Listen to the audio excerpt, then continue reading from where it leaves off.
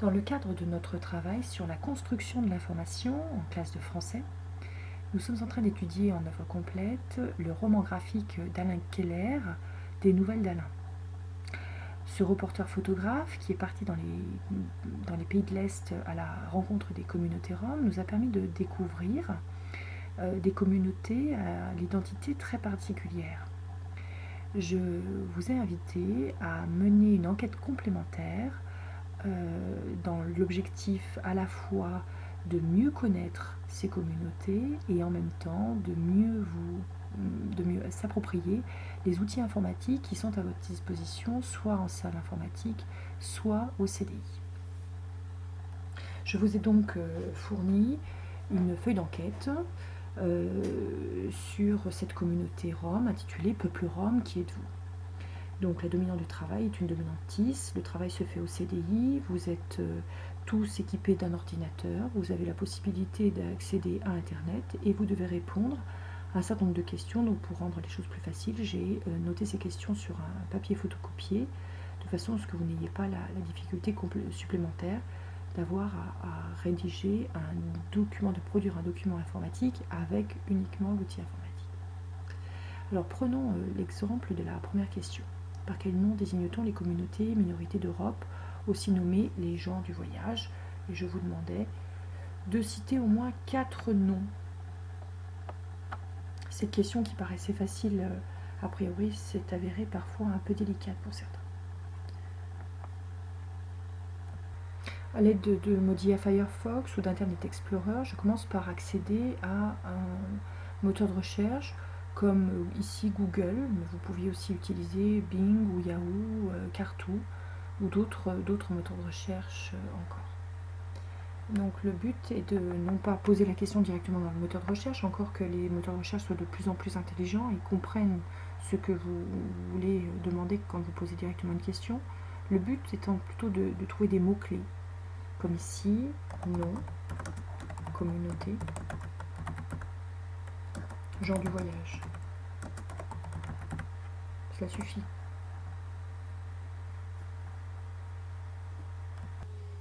Alors vous avez été confronté à 3 types de sources.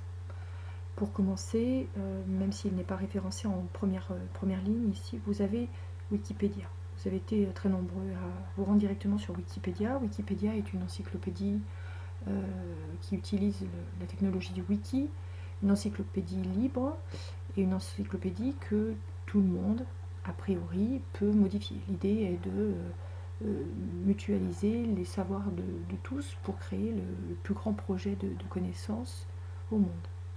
Alors ici, dans le mot gens du voyage, vous avez un article qu'il va falloir lire afin de trouver des réponses à notre question. Vous avez ici, par exemple, les mots de Sinté, de Manouche, de Calais, Gitan. Bien. Certains ont été malins et ont rebondi sur le mot Rome qui était présenté ici. Donc vous avez un système de liens interne à l'article. Le lien s'identifie à la fois ici par sa couleur bleue, parce qu'il devient souligné lorsque j'approche mon curseur de souris, et enfin parce que mon curseur de souris se transforme en une petite main. Ça c'est l'indication que j'ai un lien. C'est-à-dire un lien, c'est une petite porte, un petit passage vers une autre information qui va être connexe à ce que je suis en train de regarder. Cliquant sur le mot Rome, j'accède donc à l'article Wikipédia sur cette communauté et je vais trouver ici un complément d'information. Les Roms sont également désignés par d'autres mots: gitan, tzigane, manouche, romanichel, bohémien, sinti. J'ai bien donc un recoupement avec ce que j'avais précédemment. Alors d'autres parmi vous se sont dirigés vers des sources de type journalistique. C'est le cas ici de l'article du Monde. Alors, cet article du Monde qui s'intitule Petit lexique des tziganes, roms, gens du voyage est en réalité une publication de presse. Nous avons ici le nom de l'auteur, nous avons la date de la publication. Cet article est composé de textes, de liens, d'images avec des légendes, et puis un petit peu plus bas, du fait de l'utilisation d'Internet, nous avons des réactions. Alors attention, parce que sur des sites de type presse, nous avons aussi beaucoup de publicités qui peuvent vous perturber quant à la consultation. Il n'empêche que lorsque je regarde, je trouve bien de nouveau les mots de Tzigane, Rome, gens du voyage. Alors en lisant un petit peu plus en avant l'article, on va se rendre compte que nous avons bien moins de réponses que dans l'encyclopédie. Enfin, pour terminer, un autre type de source était disponible. Ce sont les sources émanant d'une communauté ou d'un particulier. Alors ces communautés, ça peut être des communautés scientifiques, des communautés politiques, des villes, des universités, des écoles. Ici, nous avons l'exemple de strasbourg.eu, c'est-à-dire la communauté urbaine et la ville de Strasbourg. Alors c'est un article d'information générale qui n'est pas signé, dont la date de publication n'est pas mentionnée, qui vous présente une sorte de synthèse où je retrouve bel et bien les mots que j'avais déjà repérés dans l'encyclopédie ou dans l'article du journal Le Monde. Alors, je pouvais traiter de cette façon les différentes questions. Après se poser à moi la question du vocabulaire. Vous avez été très nombreux à vouloir absolument faire définir par Google, par exemple, les mots d'ostracisme, de racisme, de xénophobie, d'altérité, d'anthropométrie. Bon, si c'était relativement évident avec des mots un petit peu complexes et un petit peu rares comme ostracisme, c'était moins évident avec des mots plus généraux comme racisme.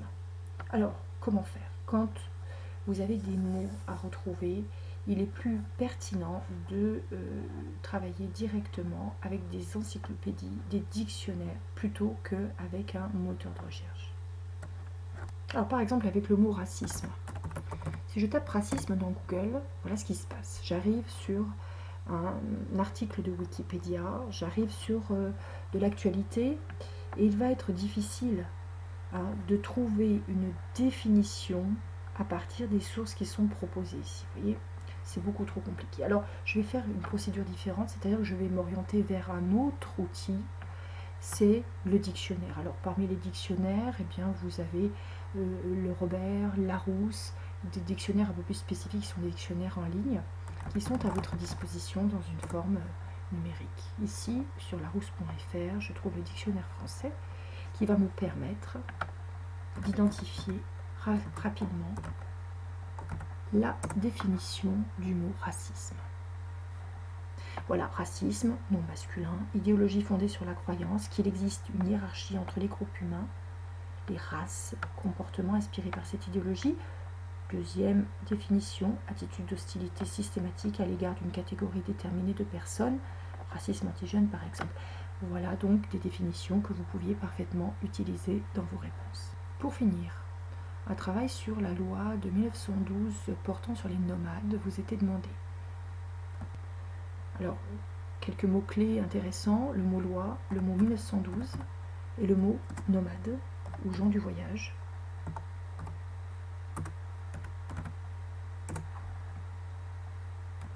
Alors cette question a été un petit peu plus compliquée car les sources qui vous étaient proposées étaient des sources un petit peu plus riches qu'une encyclopédie ou qu'un article de presse. C'est le cas par exemple ici dans la source revue européenne des migrations internationales.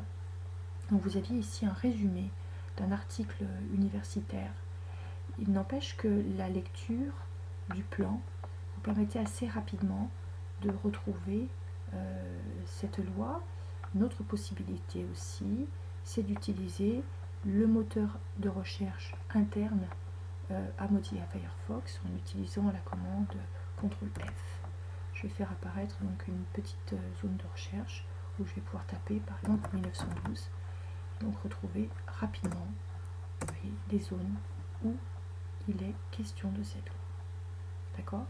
Donc le projet conjugué avec les mesures émises plus tard à la Chambre et au Sénat par les commissions de vagabondage et de la mendicité donnera lieu à la loi du 16 juillet 1912 sur le port du carnet anthropométrique d'identité. Donc comme vous avez travaillé sur ce que c'était qu'anthropométrique, vous commencez à faire le lien et à comprendre où est-ce qu'on en arrive.